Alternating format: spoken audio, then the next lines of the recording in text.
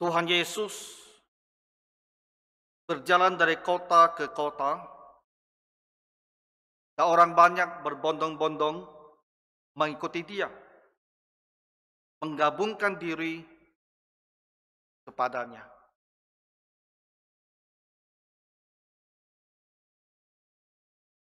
Tuhan Yesus melihat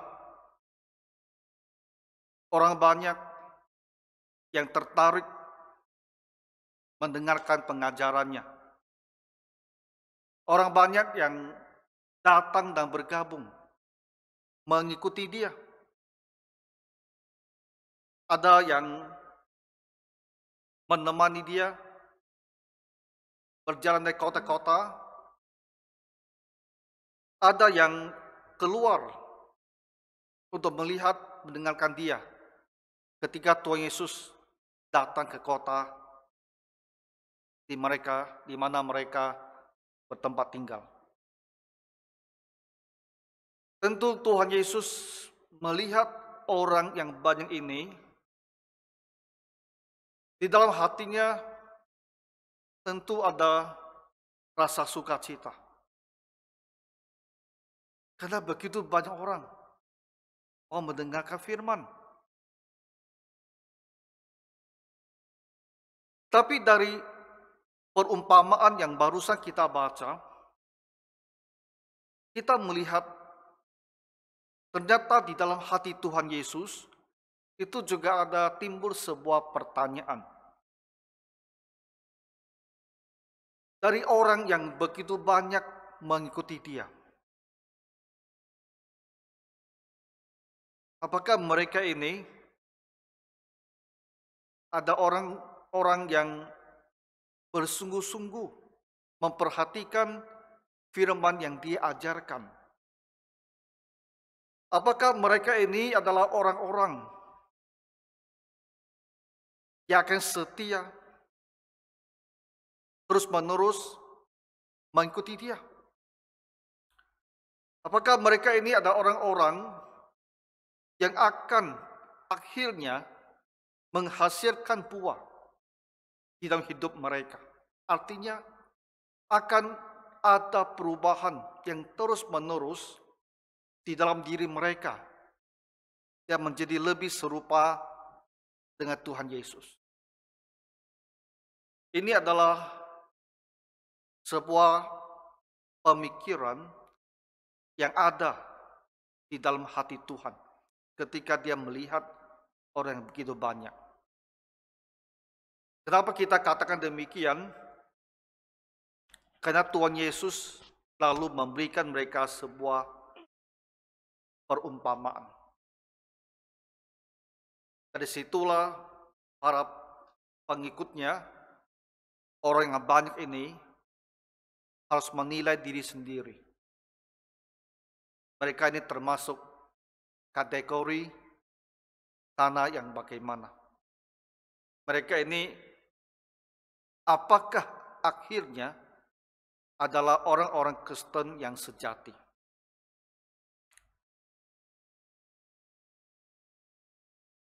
Pertama, Tuhan Yesus berbicara tentang mereka yang walaupun mendengarkan firman,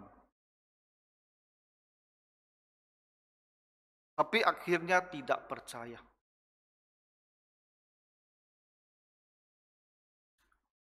Karena tidak yakin dengan apa yang didengarkan, karena hati mereka tidak menerima atau tidak setuju dengan apa yang diajarkan, maka firman mereka dengar itu dengan sendirinya akan terlupakan. Itulah tanah di tepi jalan yang sebetulnya bukan tanah, karena dia tidak bisa yang menerima benih itu. Setapak di tepi jalan, ya, jalan kecil yang keras. Ketika bibit itu jatuh ke sana, dia tidak bisa masuk ke dalam tanah. Dan kondisinya itu begitu mengenaskan. Tuhan Yesus bilang, benih itu diinjak oleh orang. Menggambarkan situasi yang begitu mengenaskan. Firman itu dipandang hina, dipandang rendah. Benih itu orang lewat menginjaknya begitu saja. Akhirnya burung-burung di udara yang terbang lewat melihat benih itu dan mereka memakannya. Betul-betul habis. Tidak ada yang tersisa.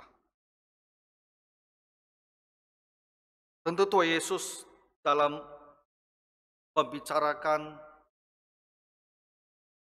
benih yang hilang demikian, hatinya pasti terasa sedih.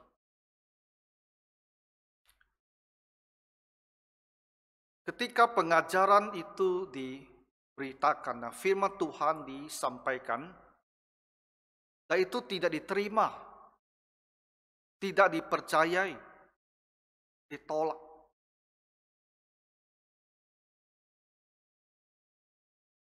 Nah, di antara pengikut-pengikutnya yang banyak itu, yang berbondong-bondong, itu tentu ada orang-orang demikian. Karena mereka hanya datang untuk melihat mujizat-mujizatnya. Datang hanya untuk mencari keuntungan materi dari Tuhan Yesus. Datang untuk melihat apa yang bisa mereka peroleh dari Tuhan Yesus. Manusia egois, self-centered, hanya memikirkan diri sendiri, tidak rohani, tidak mengasihi Tuhan, juga tidak takut pada Tuhan. Dia hanya mau mencari hal-hal yang bisa menguntungkan dirinya sendiri. Tak ada lain dia inginkan. Firman itu bisa dia dengar, tapi firman itu tidak bisa masuk ke dalam hatinya. Dia tidak menerima. Dia acukan saja apa yang dia dengarkan itu. Berbicara tentang tanah demikian, itu sangatlah menyedihkan. Karena pada setiap zaman, dan pada masa kita sekarang juga, baik di masyarakat, di luar, dan kadang juga di dalam gereja, ada yang demikian. Datang, duduk, mendengarkan, tapi tak pernah percaya. Makanya firman Tuhan mengatakan, mereka tidak diselamatkan. Orang yang sudah begitu dekat dengan kerajaan Allah, tetapi tidak masuk ke dalam kerajaan Allah. Karena firman tidak bisa masuk ke dalam hatinya. Karena dia tidak mau menerima firman itu. Sangat-sangat menyedihkan. Membicarakan tentang kategori yang pertama ini. Tuhan kiranya menjauhkan kita, menjauhkan anak-anak kita, menjauhkan keluarga kita dari situasi seperti ini.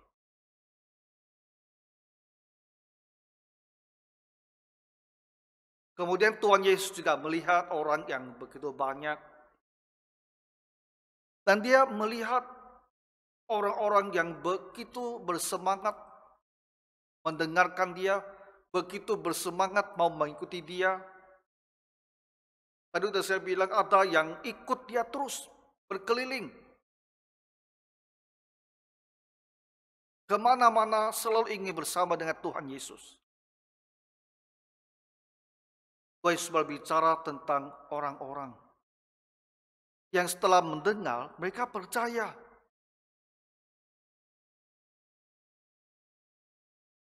Mereka mendengar dan mereka setuju ini adalah benar dan mereka mau. Mereka mau jadi orang Kristen.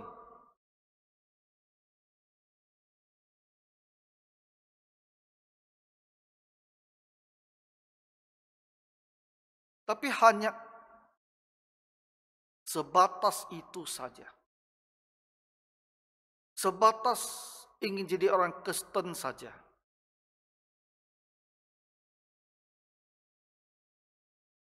Ketika datang pencobaan, datang penganiayaan, ketika imannya ditentang, ketika dituntut harus membayar harga, harus berkorban, kalau dia mau tetap percaya, dia memilih untuk berhenti percaya. Inilah benih yang jatuh di tanah yang berbatu-batu. Terlalu sedikit tanah di situ, walaupun dia sempat berakar, tapi dia tak bisa hidup.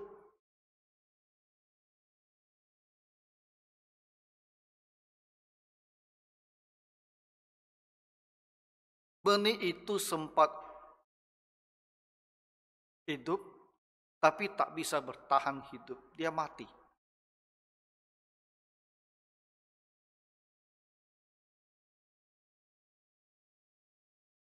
Orang-orang demikian memang kita lihat dan kita temukan di dalam gereja. Untuk sesaat dia mendengar firman Tuhan dan dia merasa itu sangat baik dan dia mau, tetapi dia tidak bersedia harus berkorban untuk firman yang dia dengar itu. Dia tidak bersedia berkorban untuk pengakuan iman yang dia berikan.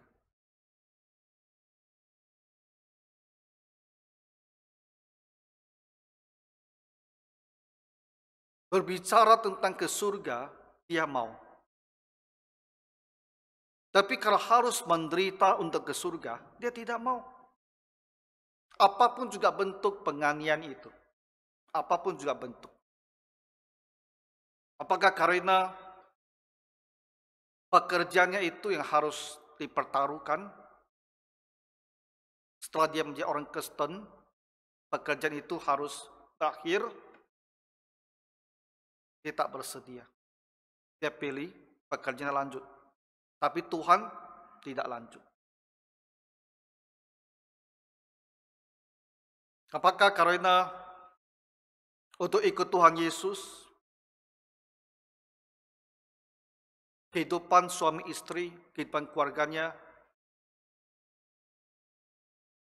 menjadi masalah karena dia ditolak sebagai seorang suami atau sebagai seorang istri Kristen,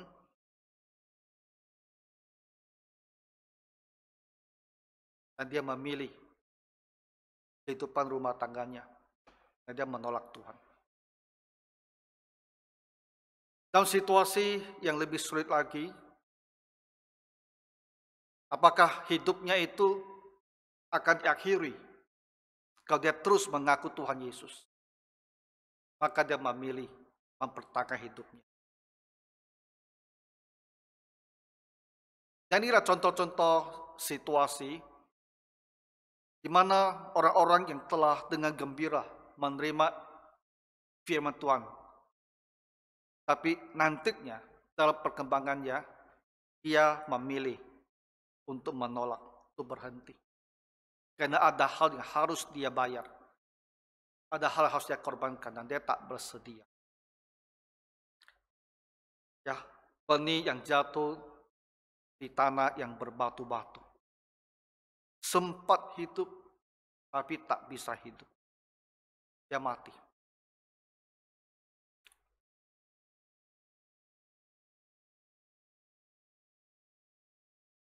Pasti banyak yang seperti itu masa Tuhan Yesus. Ketika mereka melihat Tuhan Yesus berbuat mukjizat, mengajar dengan hebat, mereka dengan senang hati mau mengikuti Dia. Ya, ketika mereka melihat Tuhan Yesus disanjung dengan tinggi, ketika masuki kota Yerusalem, mereka menyambut dan mau mengikuti Dia. Jadi ketika mereka melihat Tuhan Yesus ditangkap dan disalibkan, itu menjadi titik akhir dari kepercayaan mereka pada Tuhan. Mereka kembali jadi seorang yang tidak percaya. Dalam gereja, kita melihat hal-hal seperti ini. Orang-orang yang lebih mengutamakan sesuatu di dunia ini. Dunia yang hanya 70-80 tahun. Dan mereka memilih berhenti mengikuti Tuhan. Benih yang jatuh di tanah yang berbatu. Tuhan kiranya menolong kita. Tidak menjadi seperti tanah demikian. Yang ketiga, ini yang sangat banyak terjadi di antara orang Kristen. Benih itu jatuh di tanah, ada tanahnya, dan dia bertumbuh. Bertumbuh cukup besar, bertumbuh cukup baik, tapi kemudian terhambat pertumbuhannya. Tak bisa tumbuh lagi. Tulis bilang, itulah benih yang jatuh di tanah, yang ada semak duri.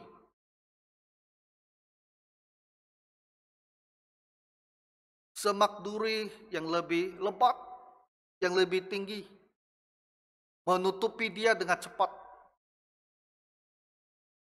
Dia tidak mati, karena dia punya akar. Dia punya tanah. Tapi dia tak bisa berkembang, tak bisa bertumbuh. Stagnan. Jadi apa yang terjadi dengan orang Kristen ini? Tuhan Yesus mengatakan 3 hal yang menghambat dia. Kekhawatiran hidup, kekayaan, kenikmatan hidup. 2 sisi ada, negatif dan positif, semua ada, menghambat dia. Nah itu sungguh benar. Kekhawatiran hidup. Hidup yang sulit.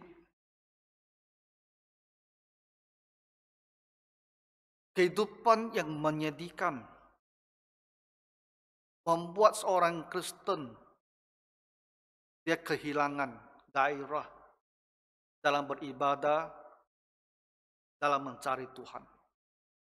Dia tak pernah akan menyangkal bahwa dia seorang Kristen. Dia akan tetap bilang dia percaya. Dia tetap akan mengakui Tuhan Yesus adalah juru selamat. Tapi tak ada gairah dan kehidupan Kristennya. Kekhawatiran hidup. Barangkali hidup yang sulit. Setiap hari bekerja siang sampai pagi sampai malam. Menghasilkan sedikit. Dan sedikit itu pun terpaksa dicukup-cukupkan untuk kebutuhan keluarga. Tahun demi tahun hidup seperti ini membuat hatinya pahit.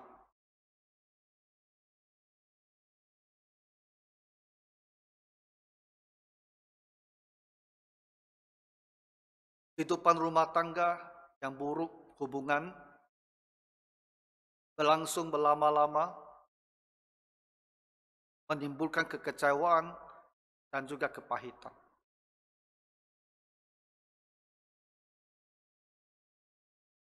Di tempat kerja diperlakukan dengan tidak semestinya,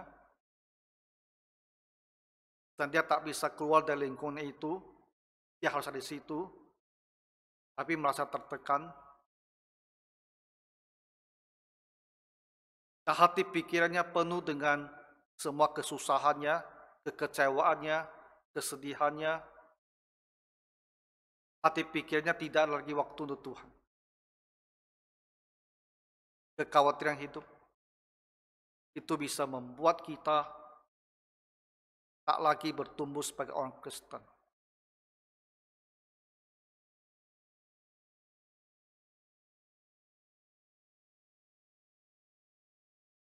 Kekayaan, ini sisi yang lain. Orang yang dalam kesusahan terlalu lama,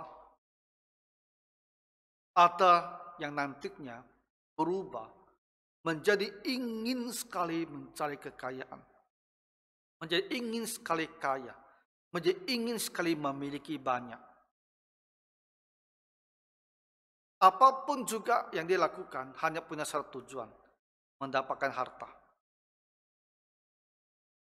Nah, itu pasti akan membuat dia memasuki wilayah yang setidaknya abu-abu dalam usaha mencari harta itu.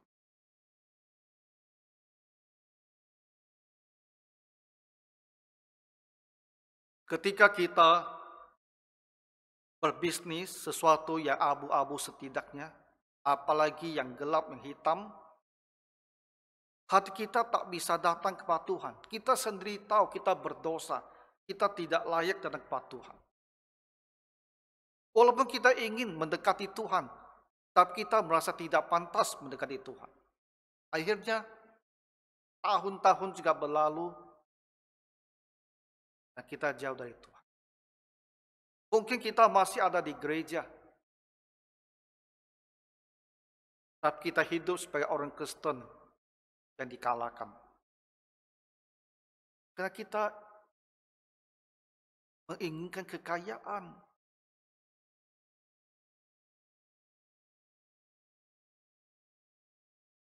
Dan satu lagi adalah kenikmatan hidup.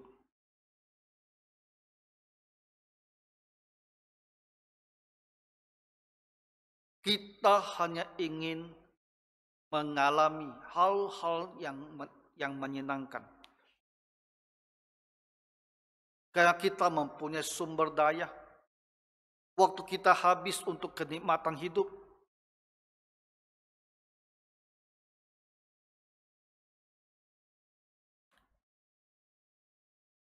Kenikmatan hidup itu datangnya dalam berbagai-bagai bentuk. Baik untuk orang yang kaya maupun orang yang tidak kaya. Hal yang menyenangkan kita. Tapi mengambil semua waktu dan perhatian kita. Sehingga tidak ada lagi untuk Tuhan. Menonton itu pun termasuk salah satunya. Main game pun termasuk salah satunya. Berolahraga pun bisa menjadi seperti ini.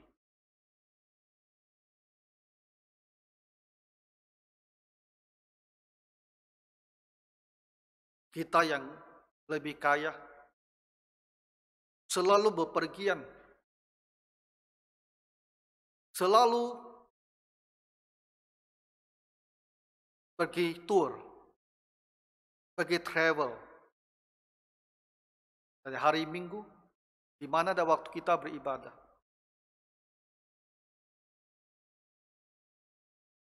Ada keasikan yang kita habiskan semua waktu kita. Beribadah, hal-hal Tuhan itu terpinggirkan dalam hidup kita. Ada yang seperti ini. Dan sesungguhnya banyak yang seperti ini. Kenapa gereja lokal, gereja dunia tidak mempunyai pengaruh yang seharusnya? Saya rasa penjelasannya ya ada di sini. Kekhawatiran hidup, kekayaan, kenikmatan hidup itu telah menghambat kita. Tak lagi kita pikirkan tentang Tuhan, tapi hanya memikirkan diri kita sendiri. Istilahnya ya keduniaan. Keduniaan. Duniawi. Orang Kristen yang duniawi.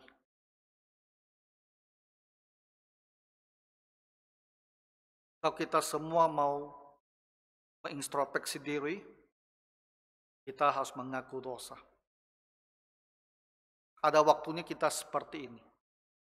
Tuhan kena menolong. Kita jangan terus-menerus seperti ini.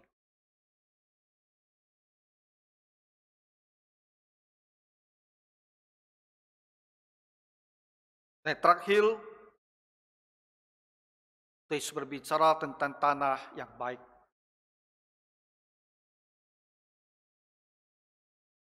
Tanah itu akan menerima benihnya tanpa halangan, tanpa hambatan. Dan benih itu bertumbuh dan dia terus bertumbuh dengan sehat, dengan subur. Dan menghasilkan buahnya sampai 100 kali lipat. Inilah gambaran orang-orang Kristen yang mendengarkan Injil, yang mendengarkan firman Tuhan. Dan apa yang dia dengar itu, dia simpan di dalam hatinya. Artinya apa? Artinya dia terima, itulah kebenaran, dia setuju dengan itu. Dan dia pun dengan pertolongan Tuhan bertekad, saya akan mematuhinya. Saya akan melakukan apa yang diajarkan kepada saya ini. Maka di dalam hidupnya kita akan melihat, menyaksikan perubahan yang terus menerus. Perubahan ke arah yang baik. Cara dia berpikir diubah menurut pengajaran firman Tuhan. Apa yang dia lakukan terus berubah semakin sesuai dengan firman Tuhan. Semua di dalam hidupnya itu terus ada perubahan menurut firman Tuhan yang dia pelajari dari hari ke hari. Tidak lama kita sudah menemukan seorang yang baru. Dalam arti begitu berbeda dia dengan sebelumnya. Tahun lewat tahun kita melihat dia menjadi orang yang begitu baik. Karena Tuhan Yesus berbicara, ada yang sampai 100 kali lipat dalam menghasilkan buahnya. Tentu Tuhan Yesus mengharapkan bahwa orang banyak yang mendengarkan dia ini, ada orang-orang yang akan menghasilkan buah yang 100 kali lipat itu. Jadi kepada kita sekalian, Bapak Ibu Saudara, kita orang Kristen, Tuhan Yesus itu mengharapkan kita menjadi tanah yang keempat ini, tanah yang subur. Kita harus ingat, Tuhan Yesus mau kita menjadi tanah yang subur.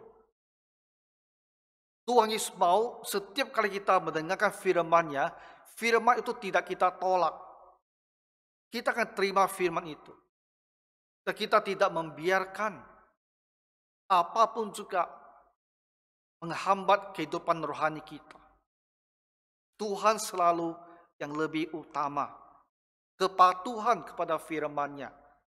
Itulah yang akan menolong menjadi rahasia bagi kita untuk bertumbuh terus menerus semakin baik dan semakin baik ya sebagai seorang Kristen. Itu yang Tuhan Yesus harapkan dari kita. Apakah ini juga yang menjadi harapan kita sendiri untuk menjadi tanah jenis yang keempat ini, tanah yang subur ini, yang terus menerus bertumbuh? Harus ada satu keyakinan di hati kita. Akal budi kita setuju bahwa saya mau menjadi tanah yang subur ini. Akal budi kita harus sepakat. Inilah yang baik dan aku mau seperti itu. Kemudian kita akan berusaha bersungguh-sungguh memohon pertolongan Tuhan. Supaya kita menjadi tanah yang subur ini, yang menghasilkan buahnya sampai 100 kali lipat. Yang hidup kita dilihat orang memang sudah berubah. Memang sudah mencerminkan ajaran Tuhan. Kita harus mempunyai kemauan seperti ini. Barulah kita akan bisa mulai untuk berubah. Tuhan kiranya menolong gereja kita menjadi gereja yang tangannya subur. Sesuai dengan yang Tuhan harapkan pada kita sekalian. Mari kita berdoa. Bapa Surgawi, ampunilah ya Tuhan, kalau kami dihimpit oleh kekhawatiran hidup, kekayaan dan kenikmatan hidup. Ampunilah semua dosa dan kesalahan kami ini. Hari Tuhan sudah semakin dekat. Tuhan, ubahkanlah hati kami. Agar mulai sekarang kami ingin bersungguh-sungguh memelihara firman-Mu. Agar kami semakin berbuah banyak, bertumbuh di dalam Tuhan. Berkatilah semua jemaat Tuhan yang mendengarkan firman-Mu ini. Dalam nama Tuhan Yesus kami berdoa. Amin.